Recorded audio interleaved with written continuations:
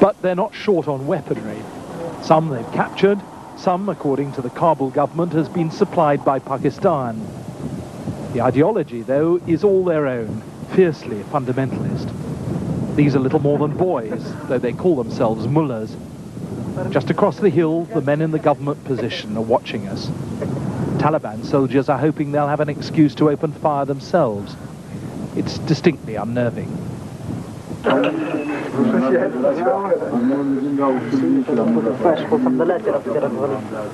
We went round to see the local command. It was like stepping back into the 13th century. Over the obligatory green tea, they explained that although Taliban means religious students, not all of them were mullahs. Many were here because they were Pashtuns from southern Afghanistan, like the majority of the Taliban. They have a fierce dislike of the predominantly Tajik government in Kabul, headed by President Rabbani. The Taliban say it's backed by the enemies of Islam. The aim of the Taliban is to establish the law of Allah and protect the country from the hand of evil. The government of Rabbani has no right to rule under Islamic law because he is the guardian of evil. He is under the influence of Russia, India and Iran. He is not independent. You say you're the friends of the people of Afghanistan, but why do you fire rockets at the city of Kabul? Don't you feel that that will alienate the people there? We've already warned the residents of Kabul that we will fire at military centers, and we warn them once again to stay away. It's the government who are attacking people's homes and blaming the Taliban.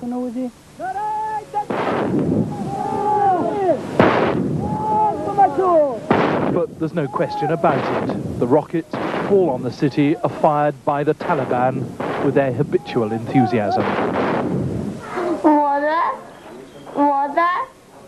At the main hospital in Kabul, Fahima is calling for her mother. She's terribly burned. Her mother's sitting behind her, but she's in shock and can't answer. A few hours earlier, their house had been hit by a Taliban rocket. It wasn't anywhere near a military target. It's just another minor incident in a war without a purpose, a war being fought out to suit Afghanistan's neighbors. Neither the Taliban nor the government can win it. It's unlikely to end unless the big Western powers broker a settlement, but there's no sign whatever that they will. The West had a moral obligation to the Mujahideen. Nearly 2 million people lost their lives to remove the Russians. The West should not have turned its back on us.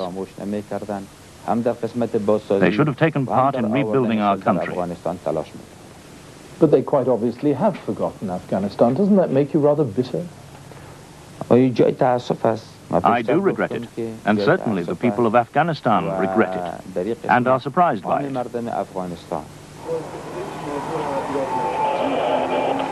We went back to see Zabibi, the girl who lost her legs in the mine explosion. She's not in so much physical pain anymore, but the full reality of what's happened to her is still sinking in.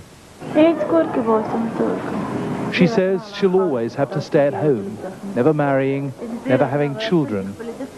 She's already an orphan. Now she'll be a lifelong burden on the relatives who have to look after her. Like her, Afghanistan itself has become the victim of a war fought out by fanatics and cynics. It's ignored and forgotten, and yet it's been provided with an almost limitless supply of weapons. As dusk falls over Kabul, the guns on the surrounding mountains open up. The pattern of pointless death and destruction is repeating itself yet again. Ever obtained by any television reporter to the areas they now control.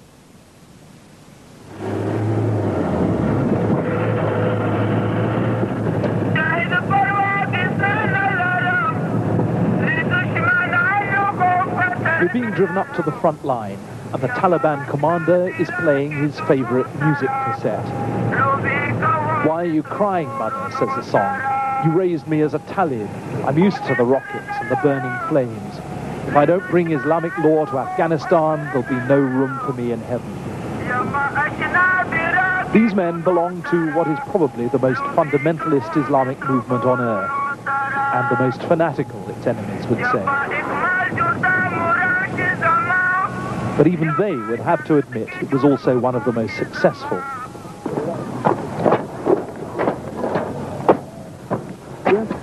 And this is the high point of their success. The Taliban offensive has brought them all the way to the mountaintops overlooking Kabul.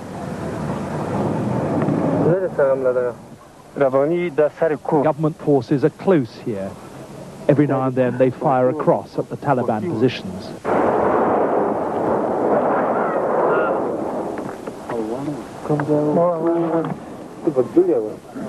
The Taliban forces have held these positions for a year, and nothing that the government's been able to throw at them has managed to dislodge them.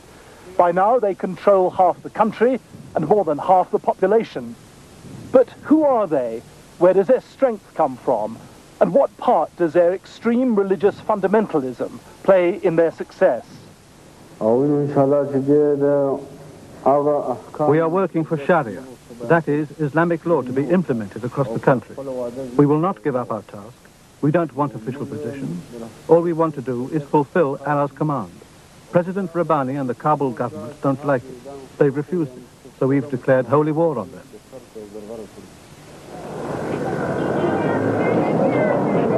The Taliban are at the cutting edge of Islamic conservatism. This is where their movement started 2 years ago. A madrasa, or Islamic religious school, in the Pakistani town of Quetta, just across the border from Afghanistan.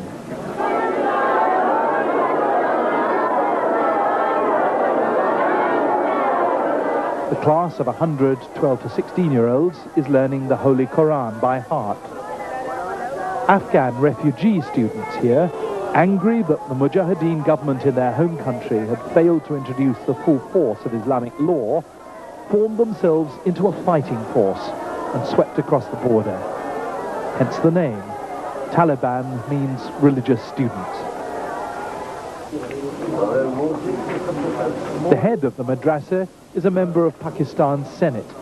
He belongs to a small religious party with close links to Afghanistan. The Taliban movement is a new movement in Afghanistan, but it's also the continuation of the Holy War.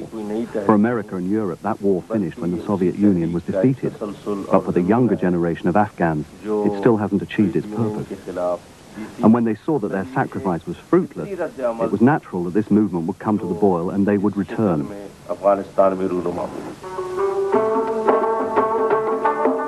The Taliban's return was swift and at first extraordinarily successful. In just over a year, they swept across much of the country, suppressing the gangs of robbers and the warring factions by persuasion and, if necessary, by force. Nowadays, they control the south of the country up to the outskirts of the capital, Kabul, which is still held by the government. Their advance from Quetta has taken them along the important strategic road which links Pakistan with Afghanistan, then on to Central Asia, and eventually Russia. We followed this route first to the city of Kandahar, the Taliban's political and religious center.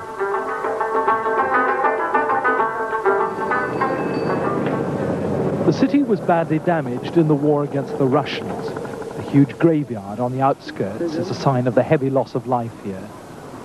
2 years ago, Kandahar was in chaos, divided up among mutually hostile warlords. The Taliban broke through the warlords' checkpoints with a supply convoy. That gave them huge public support, and they kept a firm grip on the city ever since. A mullah was assigned to us to make sure we didn't film the wrong things. The leaders of the Taliban try to forbid any images of living creatures. They believe it constitutes idolatry. The mullah even told us we couldn't film the most startling symbol of their hostility to television. They'd strung up television sets with videotape at the entrance to the city centre. The message couldn't be clearer. The society which the Taliban have created here in Kandahar is probably just about the most extreme form of Islamic fundamentalism that you could find anywhere in the world. By comparison, Iran and even Saudi Arabia seem positively liberal and open.